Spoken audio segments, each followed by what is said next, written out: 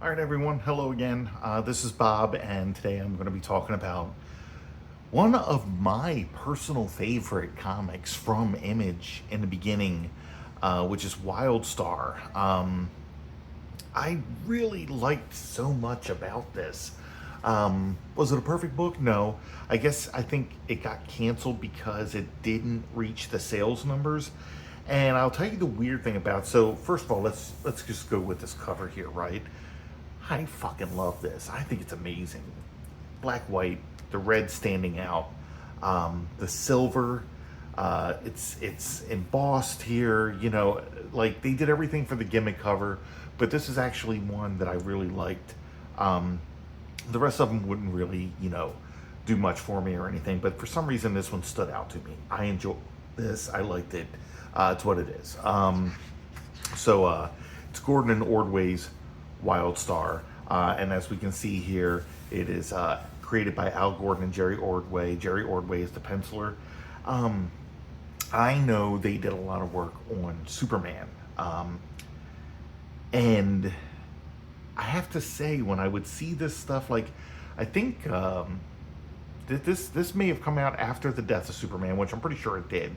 And I know that Jerry Ordway was the penciler on there. And I remember thinking to myself, like, you have a classic style to your art. This is going with like the DC house style at the time, but I liked it, even though I was kind of tired of that kind of style, and leaning towards the people that were Todd McFarlane, Jim Lee, Will Spataccio, Eric Larson, and all that. I still liked his artwork. I love this image. This is insane. This is dynamic. Everything about this was insanely cool to me.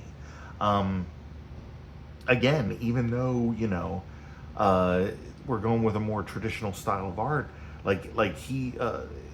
he's a solid artist here. We get backgrounds, we get settings, we get all of this stuff. I still think that the art is beautiful. I've heard other people say, they look at this stuff and it tends to be boring. I don't think so. I'm 100% invested in this. Ruben Root is the colorist here. I love the coloring in this book.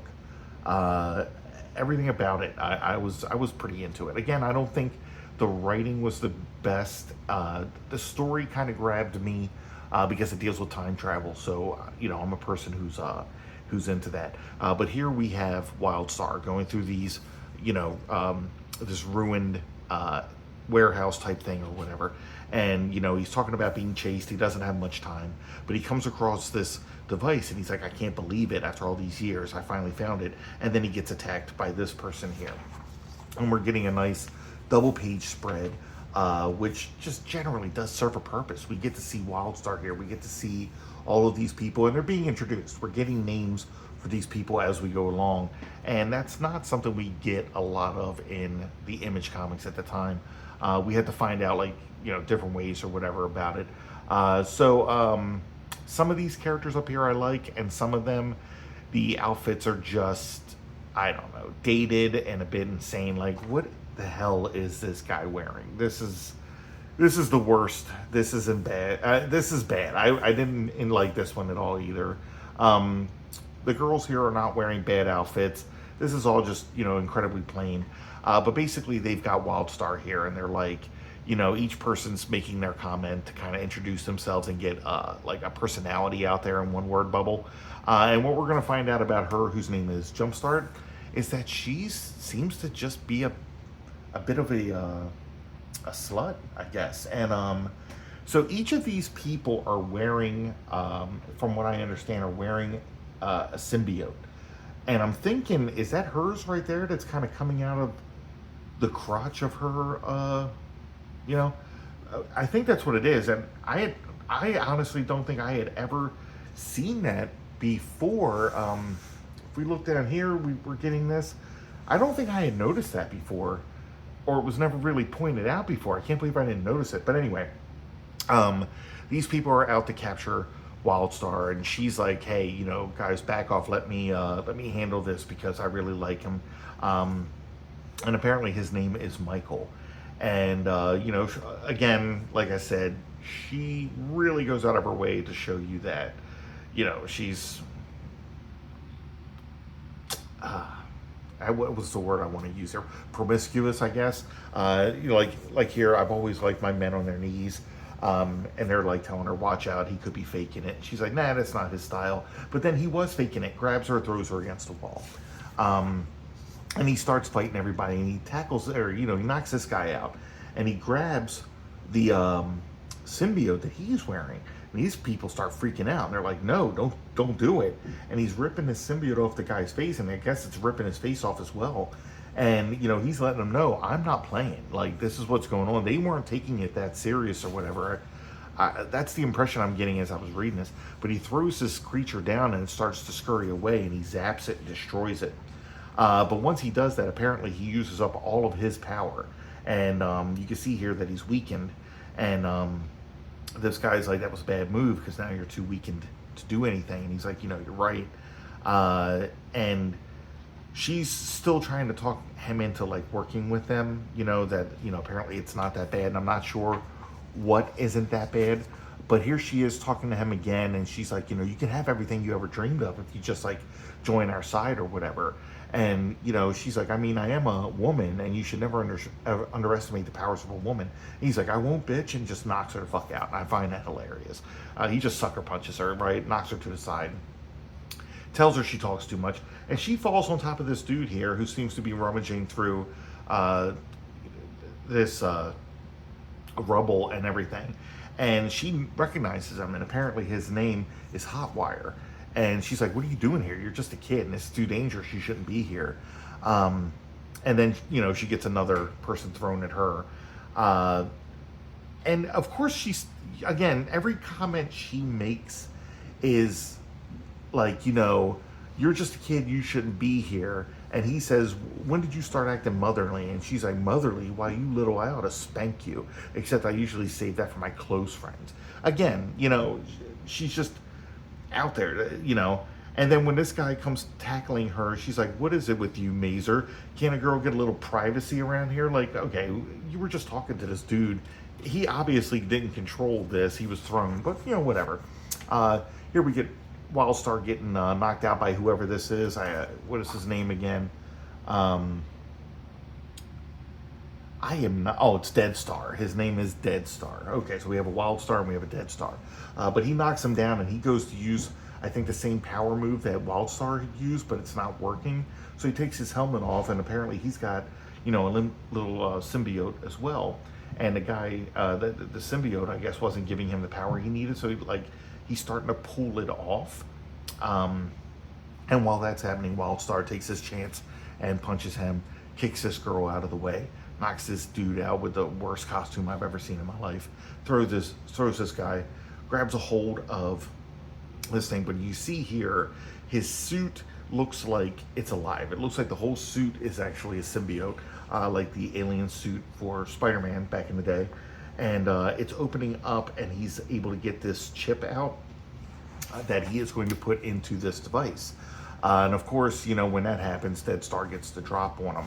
And, again, she's trying to stop Dead Star from killing the guy. And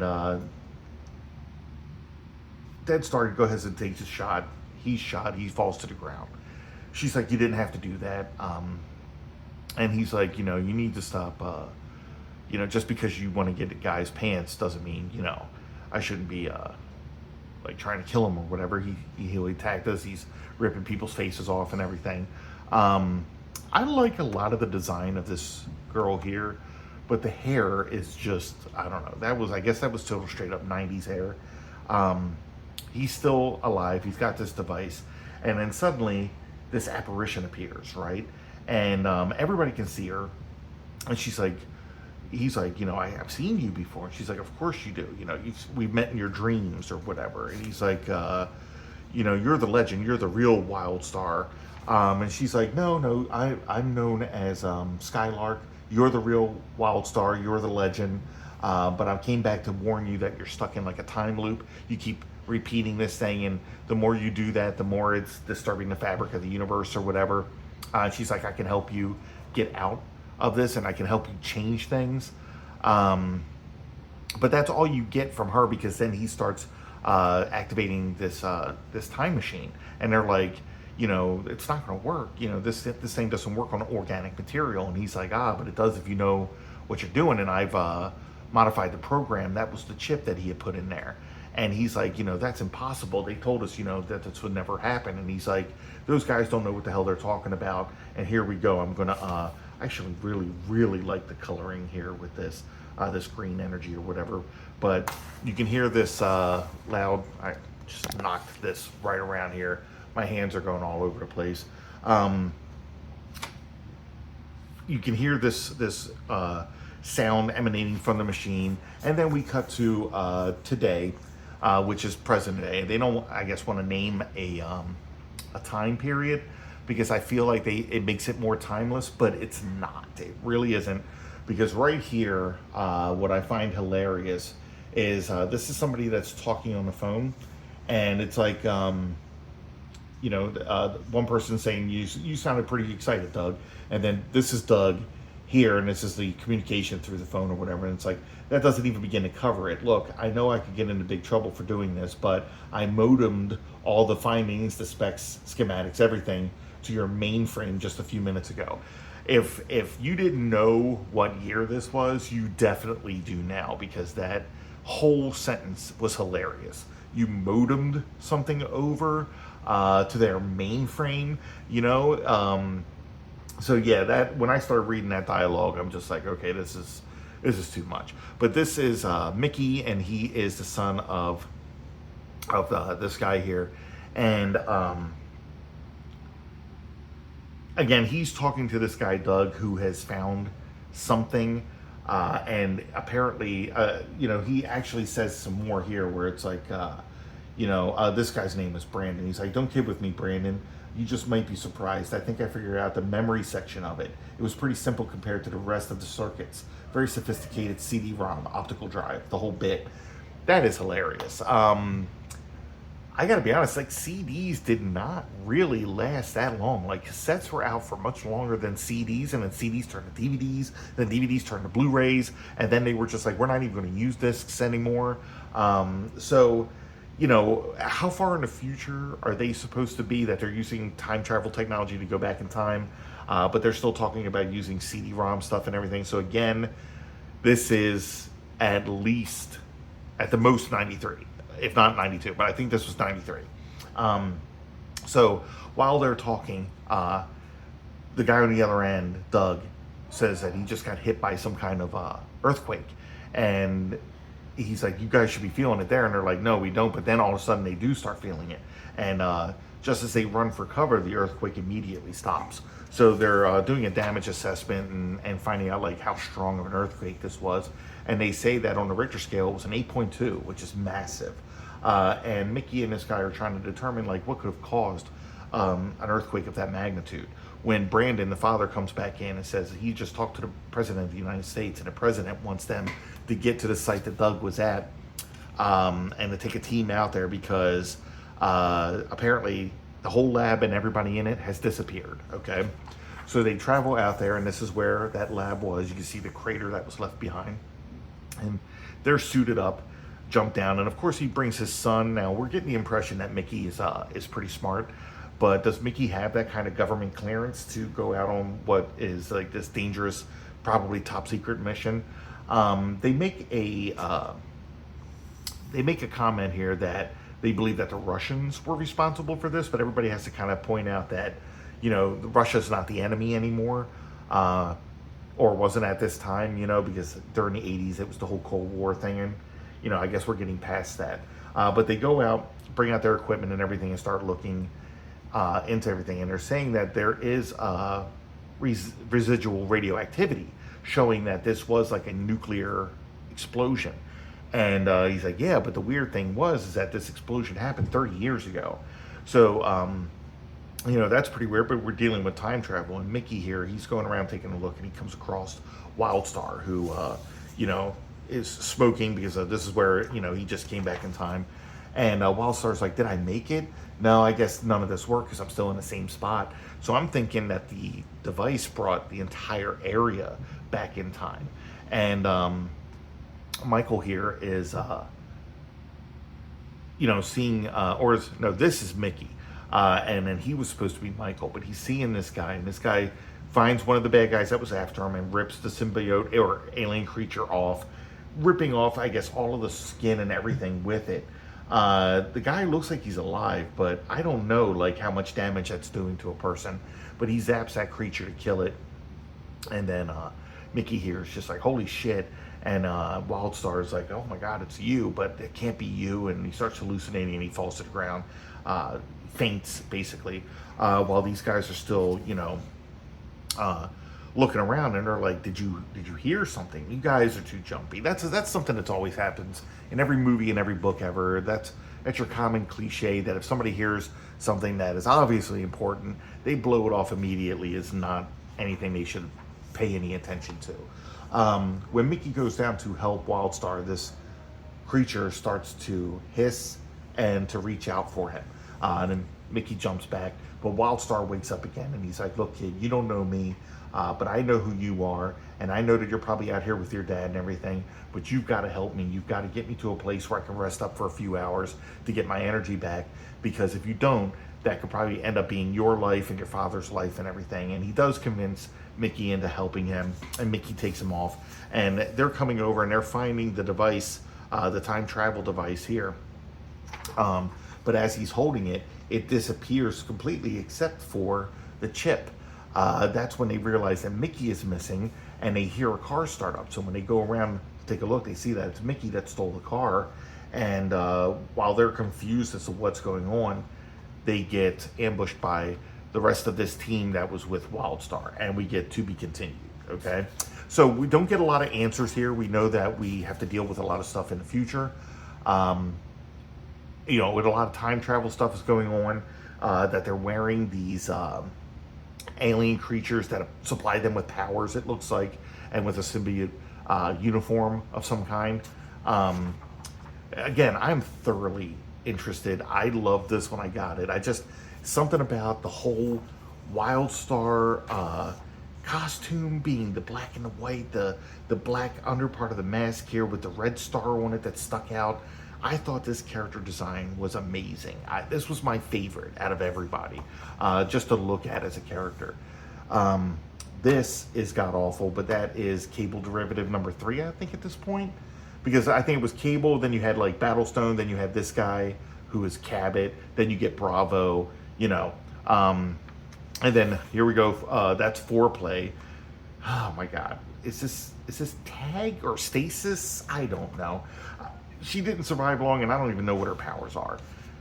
What is up with this beautiful freaking art over here? Like, I remember seeing this stuff as a kid and thinking the artwork was amazing, because I mean, look at this. That's gorgeous, everything here, very Neil Adams type thing here. And it's from Malibu, the Protectors. I've never read any of these, but I'm gonna have to try to find some back issues here. Was this Mark Beecham maybe? I don't know. This just looks gorgeous. Love it. And then we got to get our little cameo by Blood Wolf here.